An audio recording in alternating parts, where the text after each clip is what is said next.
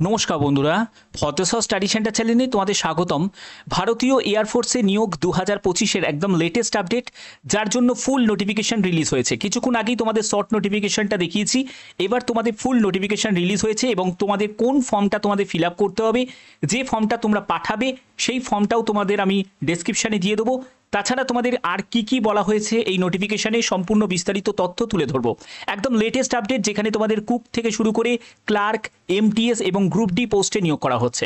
সবকটি পোস্টে কিন্তু পার্মানেন্ট পোস্ট, এটা কিন্তু কোনো কন্ট্রাকচুয়াল চাকরি নয়, যেখানে যোগ্যতা হলো মাধ্যমিক বা উচ্চ মাধ্যমিকের প্রত্যেক যোগ্যতার প্রার্থীরাই আবেদন করতে পারে। কোনো রকম দৌড় বা শারীরিক মাপঝোপ ছাড়া যারা এয়ারফোর্সে জয়েন করতে চাও তাদের জন্য একটা বিগ অপরচুনিটি। তো চলো ভিডিওটা শুরু করছি, প্রত্যেকটি তথ্য শুধুমাত্র তোমাদের জন্য।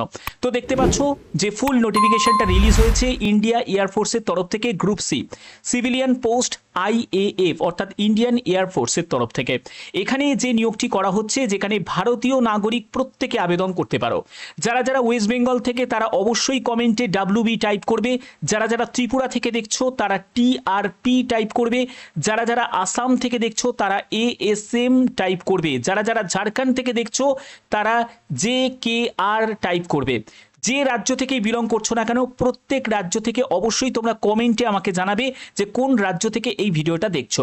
তো দেখো এখানে যে ফুল নোটিফিকেশন, এই নোটিফিকেশনে আরও বিস্তারিত তথ্যতে তোমাদের কাছে যাব, একদম লেটেস্ট আপডেট তোমাদের কাছে পৌঁছে দিচ্ছি, কারণ তোমরা জানো ভদ্রেশ্বর স্টাডি সেন্টার প্রতিনিয়ত তোমাদের জন্য গুরুত্বপূর্ণ আপডেটগুলো পৌঁছে দিয়ে থাকে। তো দেখো এখানে যে কটি পোস্ট তোমরা দেখতে পাচ্ছ, বিভিন্ন পোস্ট আছে, যেমন হচ্ছে LDC থেকে শুরু করে পেন্টার, MTS, HKS, কার্পেন্টার, তারপরে দেখো বিভিন্ন পোস্ট, তারপর হচ্ছে ভ্যালকানাইজার্স থেকে শুরু করে বিভিন্ন পোস্টে তোমাদের নিয়োগ করা হচ্ছে এবং সবকটি পোস্টই পার্মানেন্টভাবে নিয়োগ করা হচ্ছে। তোমরা যে রাজ্য থেকে বিলং করছো সেই রাজ্যের যদি তুমি রিজিয়নে তুমি অ্যাপ্লাই করো, তাহলে সেই পোস্টাল অ্যাড্রেসেই তোমাদের, সেখানেই তোমাদের পোস্টিং হয়ে যাবে। ঠিক আছে, তোমরা যদি আগের নোটিশটা দেখো, এই নোটিশটা দেখলে তোমাদের ব্যাপারটা ক্লিয়ার হয়ে যাবে যে ওয়েস্ট বেঙ্গলের মধ্যে কোন কোন পোস্টে নিয়োগ করা হচ্ছে। দেখো ওয়েস্ট বেঙ্গলের মধ্যে যেমন লোয়ার ডিভিশন ক্লার্ক আছে, হিন্দি টাইপিস্ট আছে, কুক আছে, স্টোর কিপার আছে, carpenter, painter, MTS, mess staff, laundryman, house staff, তারপর হচ্ছে ভালকানাইজার, তারপরে হচ্ছে তোমাদের ড্রাইভার আছে। ঠিক আছে, তো এই সব বিভিন্ন পোস্টে নিয়োগ করা হচ্ছে।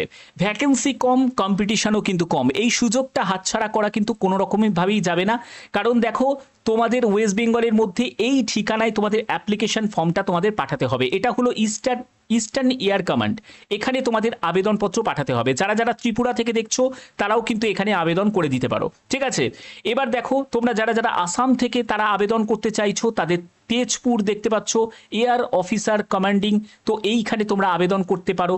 এবার তোমরা যদি মনে করো যে আমরা আসামে আবেদন করব না, যেহেতু আসামে ভ্যাকেন্সি কম, তোমরা ওয়েস্ট বেঙ্গলে আবেদন করবে, তাহলে ওয়েস্ট বেঙ্গলে আবেদন করে দেবে। আর যে ঠিকানা তোমাদের দেখানো হচ্ছে ভিডিওতে, এই ঠিকানায় তোমাদের পাঠাতে হবে অ্যাপ্লিকেশন ফর্মটা। ঠিক আছে, অ্যাপ্লিকেশন ফর্মটা কোথায় আছে আমি সব দেখাচ্ছি। এখানে দেখো তোমাদের যোগ্যতার ব্যাপারটা যেটা ক্লিয়ার করেছি, যে লোয়ার ডিভিশন ক্লার্কের ক্ষেত্রে তোমাদের উচ্চ মাধ্যমিক পাস যোগ্যতা প্রয়োজন, হিন্দি টাইপিস্টের ক্ষেত্রেও উচ্চ মাধ্যমিক পাস যোগ্যতা প্রয়োজন। তারপরে দেখো তুমি যদি স্টোর কিপারের জন্য আবেদন করো, সেখানেও তোমাদের উচ্চ মাধ্যমিক পাস যোগ্যতা প্রয়োজন। তুমি যদি ড্রাইভারের জন্য আবেদন করো, মাধ্যমিক পাস যোগ্যতা প্রয়োজন। কুকের জন্য মাধ্যমিক পাস যোগ্যতা প্রয়োজন। পেইন্টারের জন্য মাধ্যমিক পাস যোগ্যতা প্রয়োজন। কার্পেন্টারের জন্য তোমাদের মাধ্যমিক পাস যোগ্যতা প্রয়োজন, সঙ্গে ITI যোগ্যতা প্রয়োজন। তুমি যদি হাউসকিপিং স্টাফের জন্য মানে HKS এর জন্য আবেদন করো, তাহলে তোমাকে ম্যাট্রিকুলেশন অর্থাৎ মাধ্যমিক পাস যোগ্যতা প্রয়োজন। লন্ড্রিম্যানের জন্য তোমাদের মাধ্যমিক পাস যোগ্যতা প্রয়োজন। মেস স্টাফের জন্য তোমাদের মাধ্যমিক পাস যোগ্যতা প্রয়োজন। MTS পোস্টের জন্য সবথেকে গুরুত্বপূর্ণ, MTS পোস্টের জন্য তোমাদের মাধ্যমিক পাস যোগ্যতা প্রয়োজন। এই যে যে তোমরা দেখতে পাচ্ছ 1 বছরের এক্সপিরিয়েন্স, বা কিছু জায়গায় তোমরা ITI দেখতে পাবে, সেগুলো কিন্তু ডিজারেবল কোয়ালিফিকেশন। ডিজারেবল মানে হচ্ছে অগ্রাধিকার দেওয়া হবে, এটা কিন্তু ম্যান্ডেটারি নয়। যে যোগ্যতা ম্যান্ডেটারি সেটা হলো তোমাদের এসেন্সিয়াল কোয়ালিফিকেশন মাধ্যমিক পাস। ঠিক আছে, তুমি যদি ভালকানাইজারের জন্য আবেদন করতে চাও, সেখানেও তোমাদের মাধ্যমিক পাস যোগ্যতাই প্রয়োজন। বয়স কত থাকতে হবে? বয়স হচ্ছে 18 থেকে 25 বছরের মধ্যে তোমার বয়স হতে হবে। OBC ক্যান্ডিডেট হলে বয়সে 3 বছর, SC STরা বয়সে 5 বছর রিল্যাক্সেশন পেয়ে যাবে। এছাড়া যারা PWD ক্যাটাগরি থেকে এই ভিডিওটা দেখছো তারাও আবেদন করতে পারে, তোমরাও কিন্তু রিল্যাক্সেশন পেয়ে যাবে। ঠিক আছে, এবার তোমাদের আর একটা জায়গায় তোমাদের বলে রাখি, দেখো এই জায়গাটা দেখো, তোমাদের এখানে সিলেবাসটা কি আছে? সিলেবাসের ব্যাপারটা যেটা বলা হয়েছে সেটা হলো general intelligence, English language, numerical aptitude, general awareness, এই সবের ওপরই কিন্তু তোমাদের প্রশ্ন সেট হবে এবং এখান থেকেই তোমাদের পরীক্ষা নেওয়া হবে এবং তোমাদের রিটিন টেস্টের ভিত্তিতেই কিন্তু তোমাদের ফাইনাল মেরিট প্রিপেয়ার হবে। অর্থাৎ কোনো রকম কিন্তু তোমাদের যে ফিজিক্যাল এফিসিয়েন্সি টেস্ট বা অন্যান্য কোনো কিছু যার জন্য তোমাদের শুধুমাত্র যে সিলেকশন করা হবে তা নয়, কিন্তু এখানে সেটা হলো তোমাদের কোয়ালিফাইং নেচার। ঠিক আছে, এখানে প্র্যাকটিক্যাল বা স্কিল টেস্ট যে পোস্টগুলোর জন্য আছে, দেখো তুমি ধরো ড্রাইভার পোস্টের জন্য, যেহেতু ড্রাইভার একটা পরিশ্রমের কাজও আছে, স্টোর কিপার এগুলোও কিন্তু একটা পরিশ্রমের লেভেলের কাজ আছে। তো এই সব যেগুলো তোমাদের গ্রুপ ডি লেভেলের যেখানে পরিশ্রম লেভেলের কাজ আছে সেই পোস্টগুলোর ক্ষেত্রে কিন্তু তোমাদের ফিজিক্যাল টেস্ট কিন্তু নেওয়া হবে। কিন্তু তুমি ধরো ক্লারিক্যাল পোস্টের জন্য চাকরি পেলে বা এমটিএস পোস্টের জন্য বা অন্য কোনো পোস্টের জন্য, একটু আপার লেভেলের পোস্টের জন্য বা টাইপিস্টের জন্য আবেদন করলে, সেখানে যদি তুমি সিলেকশন পাও সেখানে কিন্তু তোমার স্কিল টেস্ট হবে, মানে তোমার টাইপিং যোগ্যতা চেক করা হবে, কিন্তু কোনো রকমভাবে তোমার প্র্যাকটিক্যাল বা তোমার কোনো ফিজিক্যাল এফিসিয়েন্সি টেস্ট সেরকম কিন্তু তোমার থাকবে না। ঠিক আছে, এবার এই জায়গাটা দেখো 5 নম্বর পয়েন্টটা নিয়ে অনেকের কনফিউশন যে স্যার আবেদন কবে থেকে শুরু। 30 দিন বলেছে যে অ্যাপ্লিকেশন ফর্ম, দেখো last date for received application form 30 days from the date of publication of the advertisement, অর্থাৎ যে ডেটে এই অ্যাডভার্টাইজমেন্টটা পাবলিশড হয়েছে সেই ডেট থেকে 30 দিন। দেখো এই জায়গাটা নিয়ে কিন্তু অনেকের একটা কনফিউশন আছে, অনেক জায়গায় আমি দেখেছি, এই জায়গাটা আমি অ্যানালাইজ করলাম, করে যেটা জানতে পারলাম 14 তারিখের ডেট, মানে আজকে থেকেও তোমাদের যদি ক্যালকুলেট করা হয় তাহলে তোমাদের 8ই জুন বা তোমাদের 12-13 তারিখ পর্যন্ত, 13ই জুন পর্যন্ত তোমরা আবেদন করতে পারবে। আবার কিছু জায়গায় বলছে যে 17 তারিখ থেকে তোমাদের আবেদন শুরু হবে, মানে 17ই মে থেকে, এবং তোমরা আবেদন যে শেষ তারিখ সেটা হলো তোমাদের 15ই জুন, 15ই জুন হচ্ছে শেষ তারিখ।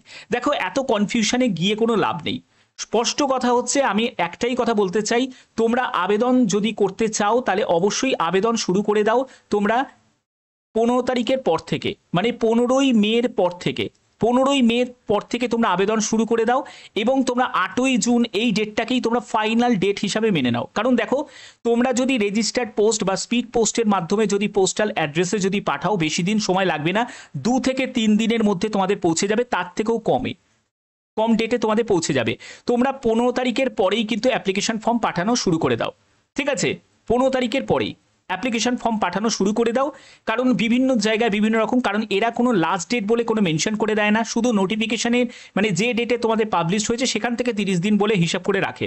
তো এই জায়গাটা নিয়ে কিন্তু অনেকটা কনফিউশন আছে। তো তাই বলছি যে তোমরা 15 জুনের পর থেকে কিন্তু অ্যাপ্লিকেশন ফর্ম পাঠানো শুরু করার চেষ্টা করো। ঠিক আছে, চেষ্টা করবে 8ই জুনের মধ্যে কিন্তু আবেদনপত্র পাঠানোর, এটাই কিন্তু তোমাদের টার্গেট রাখতে হবে। সে তোমার যদি আগে যদি তুমি অ্যাপ্লিকেশন ফর্ম পাঠাও তাতে তো কোনো আপত্তি নেই, কিন্তু পরে পাঠালেই সমস্যা আছে।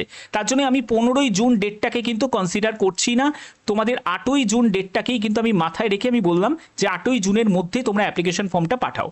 ঠিক আছে, তো এই ডেটটা কিন্তু অবশ্যই তোমরা মাথার মধ্যে রাখবে। এবার তোমাদের অনেকের প্রশ্ন থাকবে যে স্যার এখানে যে সিলেকশনটা আমাদের হচ্ছে এটা তো পার্মানেন্টভাবে সিলেকশন করা হচ্ছে, তো এখানে কি ছেলে মেয়ে উভয় প্রার্থীরাই আবেদন করবে? একদম, যে মেল ক্যান্ডিডেট বা ফিমেল ক্যান্ডিডেট প্রত্যেকে কিন্তু আবেদন করতে পারে, কোনো অসুবিধা কিন্তু নেই। ঠিক আছে, এমনিতেও ইন্ডিয়ান এয়ারফোর্সে বিভিন্ন ডিপার্টমেন্টে এখন ছেলে মেয়ে উভয় প্রার্থীরাই আবেদন করতে পারে। ঠিক আছে, তো এই জায়গাটা তোমাদের কাছে ক্লিয়ার হয়ে গেল। এবার তোমাদের অ্যাপ্লিকেশন ফিজের ব্যাপারটা বলে দিই, কোনো অ্যাপ্লিকেশন ফিজ কিন্তু লাগছে না, শুধু যেটা লাগবে 10 টাকার একটা পোস্টাল স্ট্যাম্প তোমাদের লাগবে, যেটা তোমাদের যে তুমি সেলফ অ্যাড্রেসে যে খামটা তুমি দেবে সেই খামের মধ্যেই কিন্তু তোমাদের ওটা লাগিয়ে দিতে হবে। এবং application for the post of, যে পোস্টে তুমি আবেদন করছো, যে ক্যাটেগরি থেকে তুমি আবেদন করছো সেই ক্যাটেগরির নামটা অবশ্যই তোমাদের মেনশন করতে হবে এবং সেলফ অ্যাটেস্টেড কিছু ডকুমেন্টস লাগছে, সেই ডকুমেন্টসগুলো অবশ্যই তোমাদের অ্যাটাচ করতে হবে। এবং তোমাদের যেটা লাগছে সেটা হলো পোস্টাল স্ট্যাম্প লাগছে, তারপরে 2 কপি পাসপোর্ট সাইজের ছবি লাগছে। ঠিক আছে, এছাড়া তোমাদের ডেট অফ বার্থের সার্টিফিকেট, তারপরে মাধ্যমিকের সার্টিফিকেট থেকে শুরু করে মাধ্যমিকের মার্কশিট, তারপরে হচ্ছে তোমার আধার কার্ডের যে কোনো একটি গভর্নমেন্ট আইডি প্রুফ, সেটাও কিন্তু সেলফ অ্যাটেস্টেড করে সঙ্গে অ্যাটাচ করবে। অ্যাপ্লিকেশন ফর্ম হচ্ছে এইটা হলো অ্যাপ্লিকেশন ফর্ম। এই ফর্মটা আমি ডেসক্রিপশনে দিয়ে দেবো, তোমরা অবশ্যই এই ফর্মটাকে ডাউনলোড করে দেবে এবং ফিল আপ করে তোমাদের তোমরা পাঠিয়ে দেবে যে রিজিয়নে তুমি অ্যাপ্লাই করতে চাও। অবশ্যই তোমরা জানি তোমরা ওয়েস্ট বেঙ্গলেই অ্যাপ্লাই করবে, কারণ ওয়েস্ট বেঙ্গলে যেহেতু ভ্যাকেন্সিটা বেশি আছে। অ্যাপ্লিকেশন ফর্মটা দেখো, application for the post of, যে পোস্টে তুমি অ্যাপ্লাই করছো, যদি এমটিএসে অ্যাপ্লাই করো তাহলে এখানে এমটিএস বলে লিখবে, এবং যে ইউনিটে অ্যাপ্লাই করছো সেই ইউনিটের নামটা কিন্তু লিখবে। ঠিক আছে, ইউনিটের নামটা কোথায় তোমরা পাবে? দেখো ইউনিটের নামটা তোমরা পাবে এখান থেকে পাবে। দেখো ইউনিট হচ্ছে এই জায়গাটায় আছে, ইউনিট কিন্তু এখানে দেয়া আছে। এই যে তোমরা যদি এখানে দেখো, এখানে কিন্তু তোমাদের ইউনিটগুলো কিন্তু দেওয়া আছে। যেমন দেখো এখানে ওয়েস্ট বেঙ্গল সার্কেলে দেখো, ওয়েস্ট বেঙ্গলের দিকে তোমাদের এটা হলো একটা ইউনিট আছে। তারপরে দেখো এখানে আসাম তেজপুরে একটা ইউনিট আছে। তারপরে দেখো তোমাদের ওয়েস্টার্ন এয়ার কমান্ডে হরিয়ানাতে একটা ইউনিট আছে। তারপরে দেখো এয়ারফোর্স সেন্ট্রাল, তারপরে অ্যাকাউন্টস অফিস, এখানেও একটা ইউনিট আছে। তো বিভিন্ন জায়গায় তোমাদের ইউনিট আছে, সেটা তোমাদের অবশ্যই তোমাদের দেখে নিতে হবে যে কোন ইউনিটে তুমি অ্যাপ্লাই করতে চাইছো। ওকে, এবার তোমাদের ইউনিট মেনশন করার পরে কোন পোস্টে আবেদন করছো সেই পোস্টটার নামটা আবার তোমাকে এখানে লিখতে হবে। তারপরে তোমাকে এখানে পাসপোর্ট সাইজের ছবি লাগিয়ে একটা সেলফ অ্যাটেস্টেড করে দিতে হবে, অর্থাৎ সই করে দিতে হবে। তারপরে তোমার নাম, তোমার বাবার নাম, তোমার ডেট অফ বার্থ, এবং তোমার ডেট অফ বার্থের সার্টিফিকেটটাও দিতে হচ্ছে। এজ কত হচ্ছে, তোমার বয়স কত হচ্ছে সেটা কিন্তু এখানে মেনশন করতে হবে, ইয়ার, মান্থ, ইয়ারে, তার তোমার ডেটে। তারপরে হচ্ছে তোমাদের এখানে তোমার অ্যাড্রেসের ফুল অ্যাড্রেসটা কিন্তু এখানে মেনশন করবে। তারপরে হচ্ছে তোমার কাস্ট মেনশন করবে, কাস্টের জন্য প্রয়োজনীয় সার্টিফিকেট সেলফ অ্যাটেস্টেড করে কিন্তু অ্যাটাচ করবে। এডুকেশন কোয়ালিফিকেশনের সার্টিফিকেট সেটাও কিন্তু অ্যাটাচ করবে। তোমার যদি আদার কোয়ালিফিকেশন বা এক্সপিরিয়েন্স থাকে সেটা তোমরা অ্যাটাচ করবে। তোমার যদি কোনো টেকনিক্যাল ব্যাকগ্রাউন্ডের যোগ্যতা থাকে বা এক্সপিরিয়েন্স থাকে সেটা মেনশন করবে। ডোমিসাইল সার্টিফিকেট যদি থাকে সেটা তোমাদের অ্যাটাচ করতে হবে। এখানে কিন্তু আধার কার্ড দিলেও কিন্তু হয়ে যাবে। ঠিক আছে, আধার কার্ড দিলেও কিন্তু হয়ে যাবে। এছাড়া তোমাদের আর কি কি লাগছে দেখো, এমপ্লয়মেন্ট এক্সচেঞ্জে যদি তোমার রেজিস্টার করা থাকে তাহলে ইয়েস করবে, নাহলে তুমি নো লিখে দেবে। তারপরে হচ্ছে তোমার এখানে সই করতে হবে, এখানে ডেটটা দেবে। আর এগুলো হচ্ছে অফিসিয়াল রেকর্ড, এগুলো তোমাকে কিছু করতে হবে না। আর এইখানে তোমাদের অ্যাকনলেজমেন্ট কার্ড আছে, এই অ্যাকনলেজমেন্ট কার্ডটা কিন্তু তোমাদের বাড়িতে আসবে। ঠিক আছে, তারা পাঠিয়ে দেবে, এখানে ছবি লাগিয়ে তারপরে এখানে তোমাকে সই করে দিতে হবে। এখানে দেখো তোমাকে একটি পাসপোর্ট সাইজের ছবিটা লাগাতে হবে, এখানে একটা, আর সই করে দিতে হবে। আর এইখানেও তোমাদের একটা পাসপোর্ট সাইজের ছবি লাগাতে হবে আর সই করে দিতে হবে। এই হচ্ছে তোমাদের মেন কাজ। ঠিক আছে, তো এগুলো তোমাদের ফিল আপ করতে হবে। ফিল আপ করেই তোমাদের যে কোনো তোমরা ইউনিটে পাঠাতে পারো। তোমরা চাইলে তোমরা ওয়েস্ট বেঙ্গল ইউনিটেও পাঠাতে পারো, মানে এইখানে তোমরা পাঠাতে পারো। তোমরা চাইলে এখানেও তোমরা পাঠাতে পারো, এই পোস্টাল অ্যাড্রেসে। ওয়েস্ট বেঙ্গল দেখতেই পাচ্ছ, পানাগড়ে। ঠিক আছে, যেখানে যেখানে এয়ার ফোর্সের যে স্টেশনগুলো আছে সব জায়গায় তো স্টেশন থাকে না। এবার অনেকে বলবে যে স্যার ত্রিপুরাতে নেই কেন?